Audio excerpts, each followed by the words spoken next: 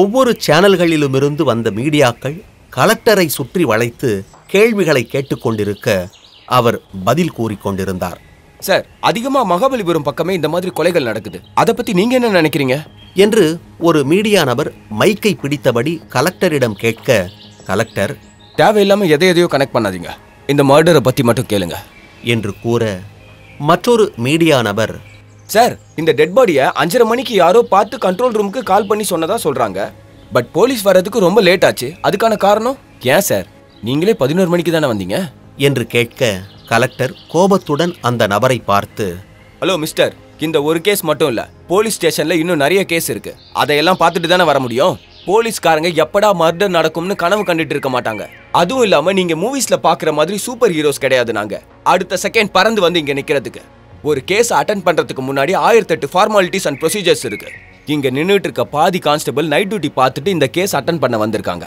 So போலீஸ்காரங்களுக்கும் respect கொடுங்க, தேவையில்லாம பேசாதீங்க. அப்புறம் என்னோட சீட்ல இருக்க பிரஷர் என்னன்னு உங்களுக்கு தெரியுமா? நீங்க கலெக்டர் படிச்சுட்டு வாங்க, அப்போ புரியும் நான் லேட்டா வந்ததுக்கான காரணம் என்று கூறியபடி அனைத்து மீடியாக்களையும் கேமராவையும் பார்த்தபடி தேங்க்யூ என்று தன் அருகில் இருக்கும் பிஏவிடம் காதில் ஏதோ கூற, அதற்குள்ளாக கான்ஸ்டபிள் ஜோசப்பும் சரத்தும் வந்து மீடியாக்களை அப்புறப்படுத்த, கலெக்டரின் பிஏ வேகமாக திலகாவிடம் வந்து, மேடம், உங்களை கலெக்டர் பார்க்கணும்னு சொல்றாரு, கார்ல வெயிட் பண்றாரு என்று கூறிவிட்டு திரும்பிச் செல்ல, திலகாவும் ஐயோ திட்டு வாங்க போறேன் என்று தனக்குத்தானே புலம்பியபடி கலெக்டரின் பிஏ பின்னால் செல்ல, காரை வந்தடைந்ததும் எஸ் சார் சொல்லுங்க என்றதும் போனை பார்த்து கொண்டிருந்த கலெக்டர் திலகாவை பார்த்து, என்ன திலகா சொல்லணும்? அதுதான் பாத்தீங்கல்ல, மீடியா எப்படி கேள்வி மேல கேள்வி கேட்கறாங்கன்னு. மர்டரை பார்த்து ரிப்போர்ட் பண்ணி 3 மணி நேரத்துக்கு மேலதான் நீங்க இங்க ஸ்பாட்டுக்கே வந்திருக்கீங்க என்று கூற, எஸ்ஐ திலகா, சார், நம்ம டிவிஷன்ல மர்டர் நடந்திருக்குன்னு ஸ்டேஷனுக்கு ரிப்போர்ட் வந்ததுமே நான் கான்ஸ்டபிள் சேகரை போய் என்னன்னு பார்க்க சொன்னேன் சார். கிரவுட் எல்லாம் கிளியர் பண்ண சொன்னேன். நான் ஐஜியை பார்க்க போனதால வரதுக்கு கொஞ்சம் லேட் ஆயிடுச்சு. அப்படியே உங்களுக்கும் இன்ஃபார்ம் பண்ணிட்டு உடனே இங்க ஸ்பாட்டுக்கு தான் சார் வந்தேன் என்றதும் கலெக்டர் திலகாவிடம், I don't want any silly reasons. அவங்களுக்கு ஏதோ நம்மள பார்த்தா மாங்காய் மரத்து மேல மாங்காய் பறிச்சிட்டு இருக்கிற மாதிரி தோணுது போல. எப்படி கேள்வி கேட்கறாங்க பாத்தீங்களா? நீங்க உடனே இந்த கேஸை ஸ்பீட் பண்ணுங்க. என்னோட பிஏ கிட்ட எல்லா ரிப்போர்ட்டையும் நீங்க உடனே அப்டேட் பண்ணுங்க. காட் இட் என்று கூற, திலகா எஸ் சார் என்று சல்யூட் அடித்தபடி கலெக்டருடன் கைகுலுக்க, கலெக்டரின் கார் காட்டுப்பாதை வழியாக சாலையை நோக்கி சென்றது. கலெக்டரின் கார் சென்ற பிறகு திலகா ஏதோ யோசனையுடன் திரும்பி நடக்க, ஜோசப்பும் சரத்தும் திலகாவை பார்த்தபடி வர, ஜோசப், என்னாச்சு திலகா மேடம்? கலெக்டர் என்ன சொன்னாங்க என்று கேட்க, திலகா, அது ஒன்றும் இல்லை சார், கேஸை இன்னும் ஆரம்பிக்கல, அதுக்குள்ள ப்ரெஷர் கொடுக்குறாங்க. கேஸை ஸ்பீடப் பண்ணுங்க, எல்லா ரிப்போர்ட்டும் உடனே அப்டேட் பண்ணுங்கன்னு என்று கூற, கான்ஸ்டபிள் ஜோசப், சரி அதை விடுங்க மேடம், மீடியா எல்லாரையும் கிளியர் பண்ணியாச்சு, கிரௌடையும் கிளியர் பண்ணியாச்சு என்று கூற, திலகா, சரி ஓகே, விசாரிச்சதுல ஏதாவது தெரிஞ்சுதா? யாராவது சந்தேகப்படுற மாதிரி ஏதாவது சொன்னாங்களா என்று கேட்க, ஜோசப் கூறுவதற்காக வாய் எடுப்பதற்கு முன் சரத் முந்திக்கொண்டு, ஃபாரின்சிக்ல இருந்து எந்த ரிப்போர்ட்டும் இன்னும் வரல மேடம். விசாரிச்சு பார்த்ததுல யாருக்கும் எதுவும் தெரியல. அந்த முத்தையா மட்டும்தான் இந்த பாடியை ஃபர்ஸ்ட் பார்த்திருக்காரு. அதுக்கப்புறம் தான் பொதுமக்கள் கூட்டம் கூட ஆரம்பிச்சிருக்கு. யாருக்குமே எதுவும் சரியா தெரியல மேடம் என்று கூறிவிட்டு ஜோசப்பை கேஷுவலாக பார்க்க, ஜோசப் சரத்தை முறைக்க, மூவருமாக அந்த பிணத்தின் அருகே செல்ல, ஃபாரன்சிக் டாக்டர் அந்த எரிந்த நிலையில் உள்ள டெட் பாடியை பரிசோதித்துவிட்டு திலகாவை பார்க்க, ஹாய் திலகா, எப்படி இருக்கீங்க என்று நலம் விசாரிக்க, ஹலோ டாக்டர், நான் நல்லா இருக்கேன். சாரி, உங்க பொண்ணோட பர்த்டேக்கு வர முடியல என்றாள் திலகா. இட்ஸ் ஓகே என்றபடி டாக்டர் கையில் இருக்கும் கிளவுஸை கழட்ட, திலகா, ஏதாவது தெரிஞ்சதா டாக்டர்? Any identification marks? பாடியோட ஜெண்டர் என்ன என்று கேட்க, forensic doctor, dead body is a female. பாடியில எந்த விதமான கட் மார்க்ஸும் இல்ல. டெட் பாடியோட மேல் தோலை மட்டும்தான் எரிச்சிருக்காங்க.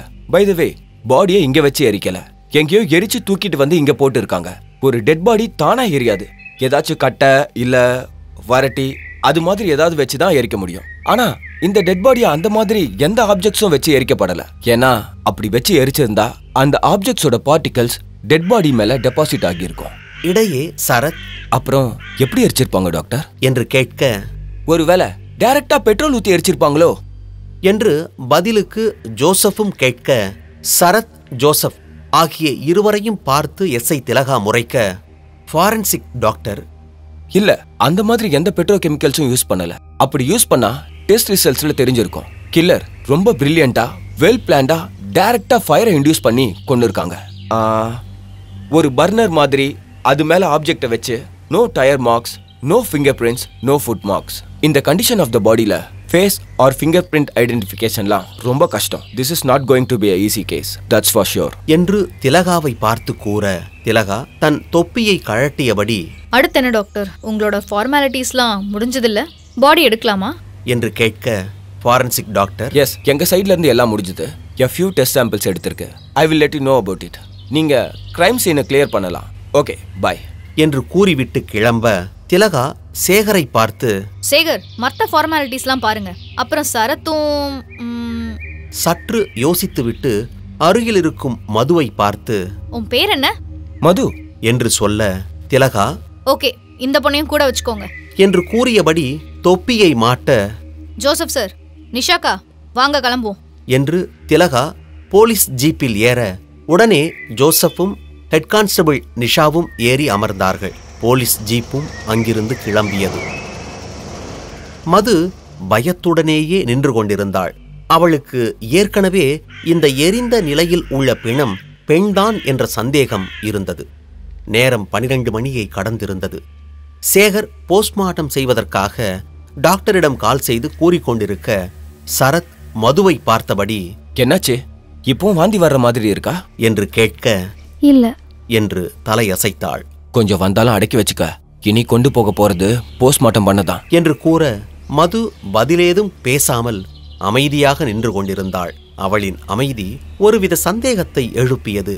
சரத்தும் விசித்திரமாக மதுவை பார்த்து கொண்டிருந்தான். அதற்குள்ளாக சேகர் சரத்தை அழைத்து, அமரர் ஊர்தி வந்துட்டுக்கு, நீ போய் இந்த காட்டுப்பாதை வழியா கூட்டிட்டு வா, பைக் எடுத்துட்டு போ என்று கூற, சரத் சரி என்றபடி பைக்கை எடுத்துக்கொண்டு காட்டுப்பாதை வழியாக விரைந்தான்.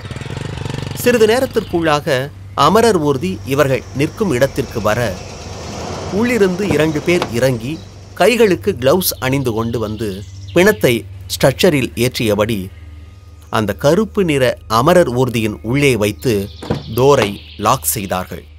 மது சரத்தின் பின்னால் பைக்கில் ஏற, சேகர் அந்த அமரர் ஊர்தியின் முன்சீட்டில் ஏறிக்கொண்டார். மெதுவாக அந்த கருப்பு நிற வாகனம் காட்டுப்பாதை வழியாக கிளம்ப, சரத் மது ஆகிய இருவரும் பைக்கில் பின்தொடர்ந்து சென்று கொண்டிருந்தார்கள்.